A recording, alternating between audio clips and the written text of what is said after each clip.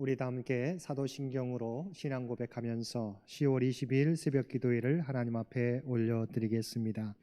전능하사 천지를 만드신 하나님 아버지를 내가 믿사오며 그 외아들 우리 주 예수 그리스도를 믿사오니 이는 성령으로 잉태하사 동정녀 마리아에게 나시고 본디오 빌라도에게 고난을 받으사 십자가에 못 박혀 죽으시고 장사한 지 사흘 만에 죽은 자 가운데서 다시 살아나시며 하늘에 오르사 전능하신 하나님 우편에 앉아 계시다가 저리로서 산자와 죽은 자를 심판하러 오시리라. 성령을 믿사오며 거룩한 공회와 성도가 서로 교통하는 것과 죄를 사하여 주시는 것과 몸이 다시 사는 것과 영원히 사는 것을 믿사옵나이다. 아멘. 찬송 263장, 통합찬송가 197장입니다. 찬송가 263장, 통합찬송가 197장입니다.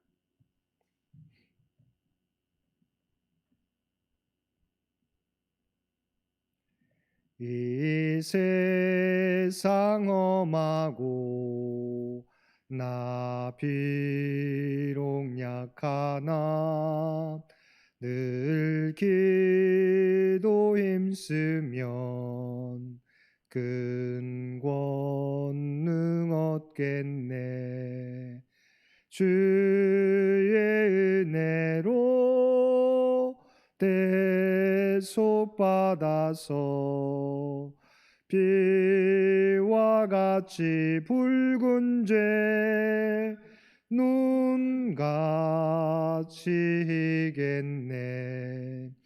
주님의 권능은 한없이 크오니 돌 같은 내 마음 곧 녹여주소서.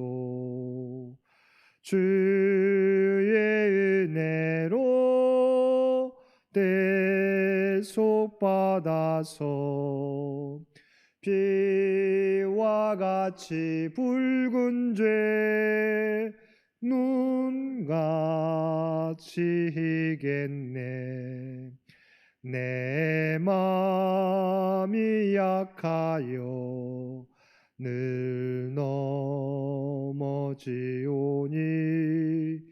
주 예수 힘주사 굳세게 하소서. 주의 은혜로 대속받아서 비와 같이 붉은 죄 눈같이 희겠네. 죄 사함 받은 후 새 사람 되어서 주 앞에 서는 날 늘 찬송하겠네.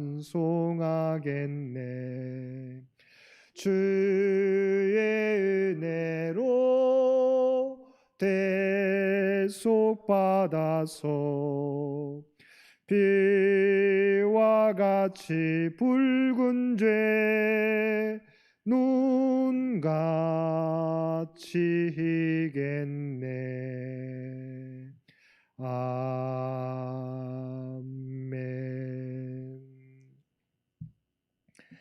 오늘 우리에게 주신 하나님의 말씀, 예레미야서 50장 21절에서 32절까지 말씀입니다. 예레미야서 50장 21절에서 32절까지 말씀,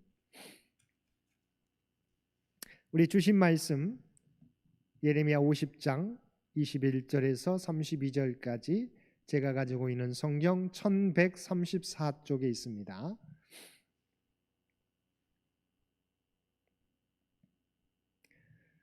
우리 한 절씩 교독합니다.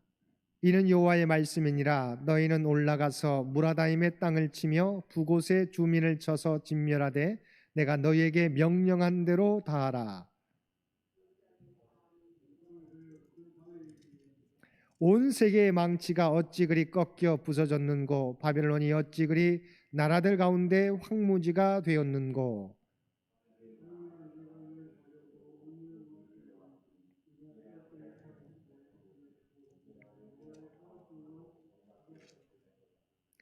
여호와께서 그의 병기창을 열고 분노의 무기를 꺼내면 주 만군의 여호와께서 갈대아 사람의 땅에 행할 일이 있음이라.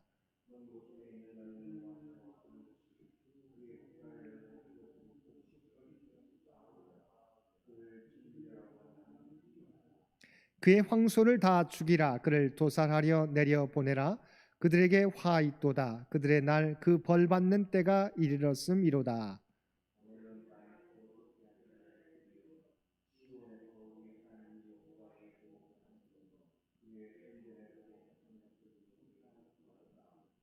활 쏘는 자를 바벨론에 소집하라. 활을 당기는 자여 그 사면으로 진을 쳐서 피하는 자가 없게 하라. 그가 일한 대로 갚고 그가 행한 대로 그에게 갚으라. 그가 이스라엘의 거룩한 자 여호와를 향하여 교만하였습니다.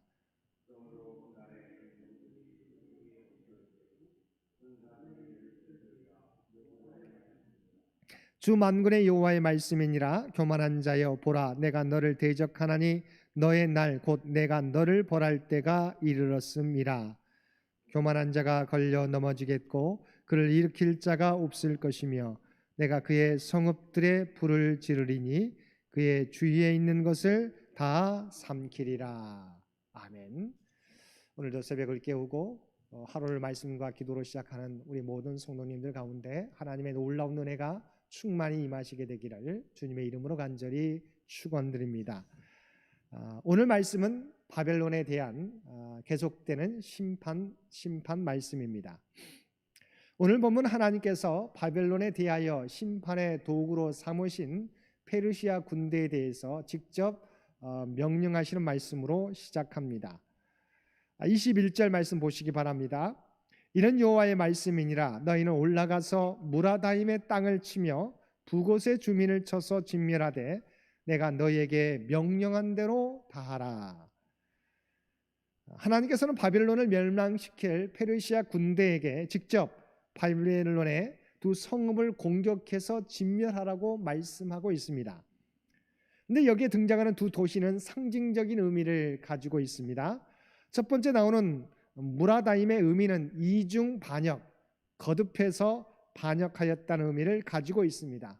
두 번째 나오는 북곳은 징계라는 뜻을 가지고 있습니다. 하나님께서 무라다임과 북곳의 두 성읍에 대한 심판을 말씀하신 것은 바로 바벨론이 왜 하나님의 심판을 받게 되는지 그 의미를 두 도시의 이름을 통해서 상징적으로 보여주고 있습니다. 하나님께 거듭 반역한 바벨론에 대한 하나님의 징계라는 것입니다.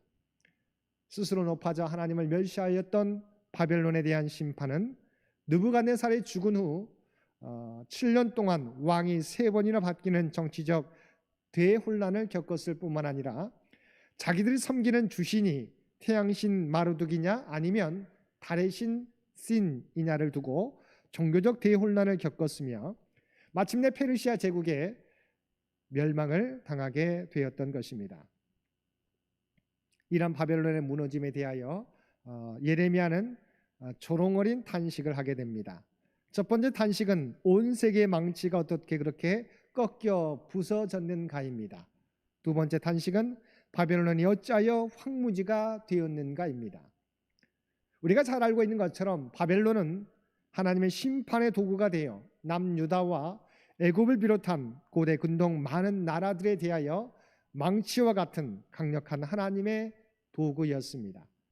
그런데 지금은 하나님의 심판의 도구였다가 지금은 도리어 하나님의 심판의 대상이 되어 페르시아군에 의하여 공격을 당하고 있는 것입니다. 그리고 당시 최강대국으로서 경제적 풍요와 강력한 군사력을 자랑하던 바벨론이 어떻게 이렇게 무너지고 사람들이 살지 않는 황무지가 되었는가 하는 것입니다. 바벨론이 이렇게 무너지게 된 것은 하나님에 대해서 불순종하고 교만하였기 때문인 것입니다. 다음으로 살펴볼 내용은 바벨론에 대한 하나님의 심판이 참혹하다는 것입니다. 25절에서 하나님께서는 바벨론을 향하여 병기창을 열어 분노의 무기를 꺼내셨다고 말씀하셨습니다. 하나님께서 바벨론을 심판하기 위해서 하나님의 무기 창고를 여시고 강력한 무기를 꺼내셨다는 것입니다. 그리고 이어져 26절에서 먼 곳에 있는 나라들에게 바벨론에 와서 그들의 곡식 더미들을 전리품으로 삼고 그들을 진멸하여 한 사람도 남기지 말라고 말씀하셨습니다. 27절에서는 그의 황소들을 죽이고 도살장에 내려보내고 29절에서는 활 쏘는 자들을 바벨론에 불러 모아 사면으로 진을 쳐서 빠져나가는 사람이 없도록 도망가는 사람이 없도록 철저하게 진멸하라고 말씀하셨습니다. 바벨론에 대한 심판이 그냥 심판이 아니라 강력한 심판이 되게 하라는 것입니다. 그러면서 바벨론에 대한 심판의 이유에 대해서 말씀하고 있습니다. 우리가 첫 번째 이유는 어제도 살펴보았던 것처럼 그가 행한 대로 그에게 갚아 주신다는 것입니다. 29절 중반절 말씀입니다. 29절 중반절 그가 일한 대로 갚고 그가 행한 대로 그에게 갚으라.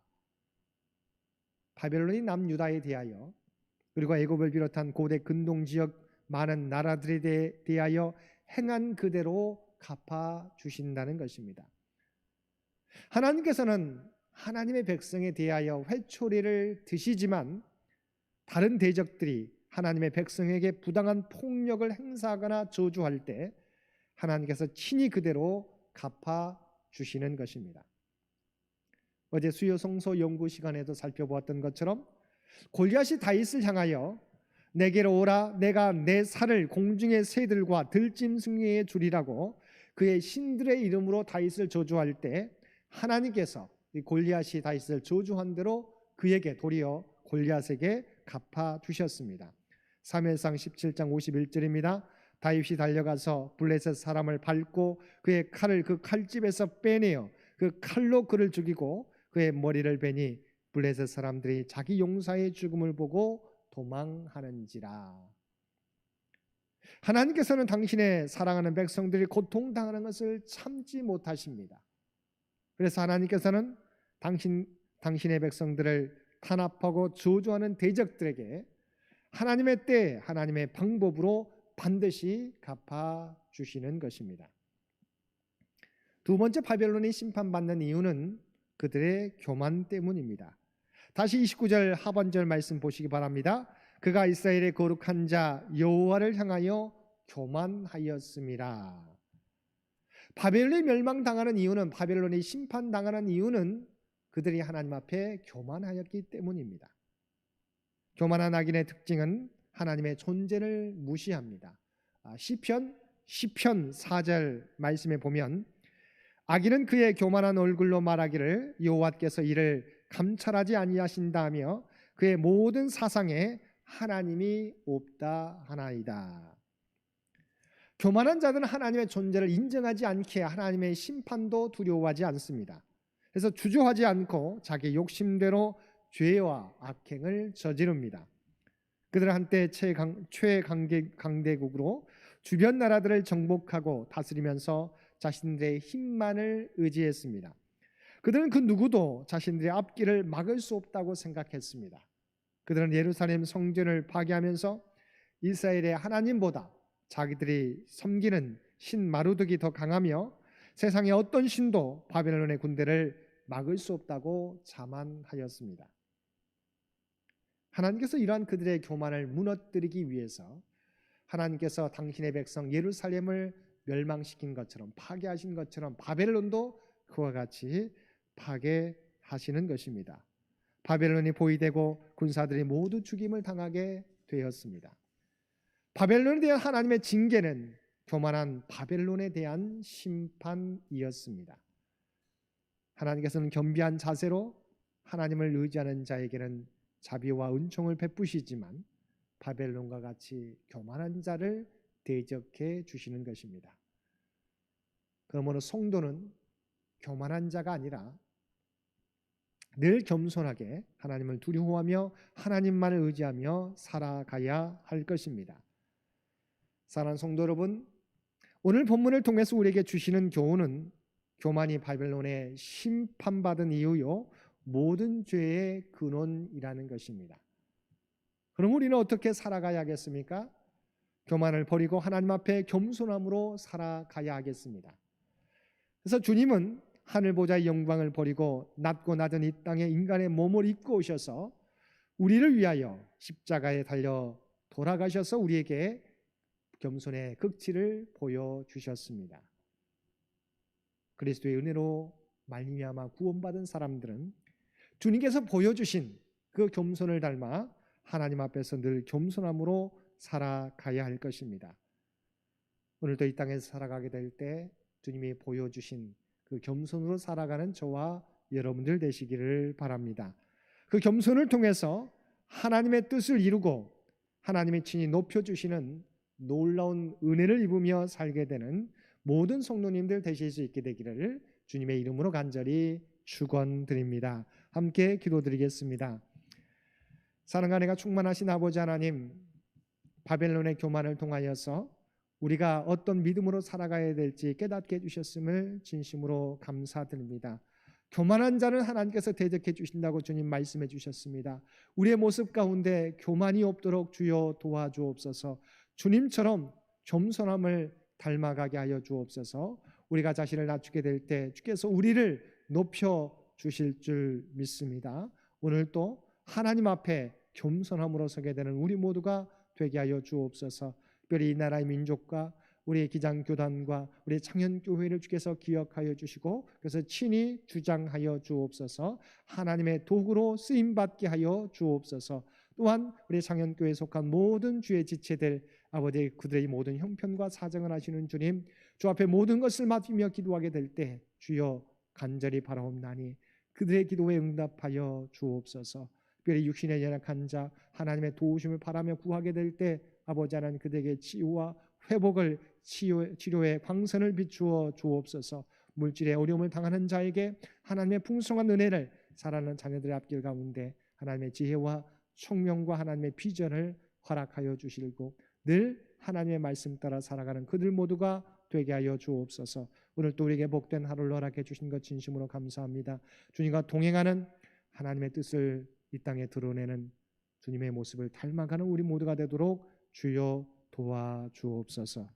이제는 우리 주 예수 그리스도의 은혜와 아버지 하나님의 극진하신 사랑하심과 성령님의 함께하시고 동행하시고 인도하시는 놀라운 교통의 역사가 오늘 말씀 따라 살아가기를 원하는 사랑하는 주의 백성들 가운데 그들의 가정과 삶의 터전 가운데 특별히 하나님의 도우심을 바라는 모든 환우들과 각 처에서 예배드리는 모든 주의 백성들 머리 위에 이제로부터 영원토록 함께하여 주시기를 우리 주 예수님의 이름으로 간절히 축원하옵나이다. 아멘. 오늘도 여러분 기도하실 때 주신 말씀을 위해서 이 나라 민족을 위해서 우리 기장교단을 위해서 창현교회를 위해서 창현에 속한 모든 지체들을 위해서 기도해 주시고 각자의 기도 제목 가지고 주님 앞에 더욱더 가까이 나아가시기를 바랍니다.